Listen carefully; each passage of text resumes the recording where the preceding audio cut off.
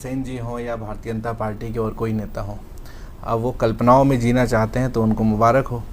लेकिन राजनीति में एक सबसे बड़ी बात रहती है संभावनाओं की। 2020 का मौसम जो है वो जा चुका है, अब कई वर्ष हो चुके हैं।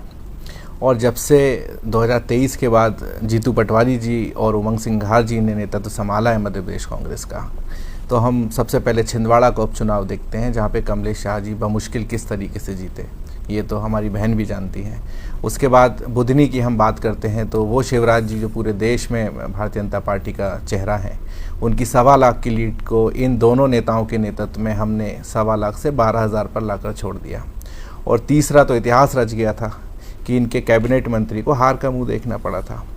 और आला कमान में आप देख ही रहे होंगे कि राहुल गांधी जी के मध्य प्रदेश में साल भर के अंदर 2 से 3 दौरे हो गए। और अब देश में भी भारतीय जनता पार्टी की परिस्थिति जो 400 पार की बात करते थे वो भी 240 पर आकर टिक गए हैं।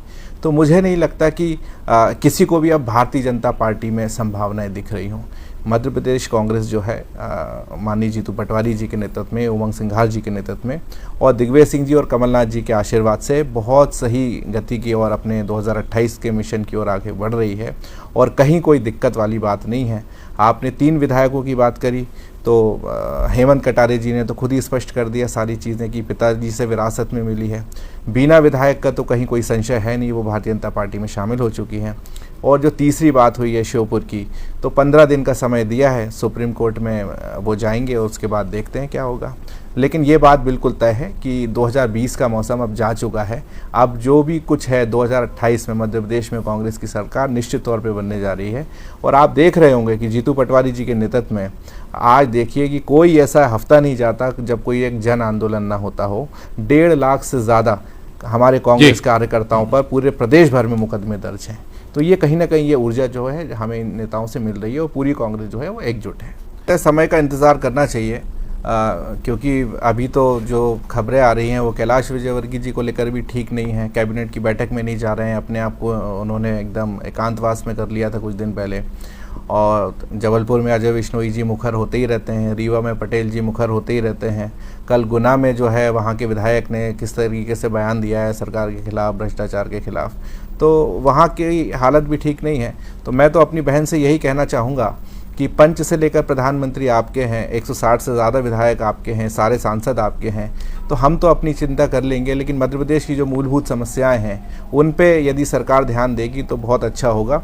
बाकी एक बार फिर कहूँगा कि पूरी मध्य प्रदेश कांग्रेस एकजुट है। राहुल जी बार बार मध्य प्रदेश आ रहे हैं, संगठन का हमारा विस्तार चल रहा है, ब्लॉक लेवल तक हम लोग जा रहे हैं। दिग्विजय सिंह जी के लगातार दौरे चल रहे हैं, हमारे प्रदेश प्रभारी जो है हर 15 दिन में आते हैं। अजय सिंह जी अभी चंबल क्षेत्र में हैं, पूरा घूम रहे हैं। तो पूरी कांग्रेस जो है आपको इतनी एकजुट जो है वो दिख रही है और उसका असर भी हमको दिख रहा है। जैसा कि मैंने आपको बताया कि मध्य प्रदेश में लगभग 1.5 लाख से ज़्यादा कांग्रेस कार्यकर्ताओं पर प्रकरण दर्ज हैं। वो सिर्फ प्रकरण इसलिए दर्ज हैं कि हम सरकार की जो नाकामियां हैं, वो पब्लिक के जनहित के मुद्दे हैं, वो हम उठा रहे हैं। और इतना आत्मविश्वास यदि कांग्रेस के कार्यकर्ताओं में दिख रहा है तो वो सिर्फ उसका एकमात्र कारण है कि हमारा नेतृत्व इस समय में बहुत मजबूत है। अब भारतीय जनता पार्टी यदि जो भी चीज़ें सोचना चाहे, जो भी माहौल बनाना चाहे, इस बार माहौल नहीं बनेगा। ना ये 2020 है और ये ना 2023 है। देखिए, आने वाले वक्त में राज्यसभा का जो महत्वपूर्ण चुनाव है उसके लिए कांग्रेस पूरी एकजुट है और दिल्ली से जो भी नाम आएगा पूरी की पूरी कांग्रेस जो है उनके साथ खड़ी हुई है और संपूर्ण आशा है। और भारतीय जनता पार्टी कितनी भी प्लानिंग कर ले, कोई भी रणनीति बना ले, इस बार जो है वो रणनीति सफल नहीं होने वाली। दूसरा कि हमारे जो वरिष्ठ पत्रकार ने हमको जो मार्गदर्शन दिया है, निश्चित तौर पर हम इसको स्वीकार करेंगे और विचार करेंगे इस बात पर भी।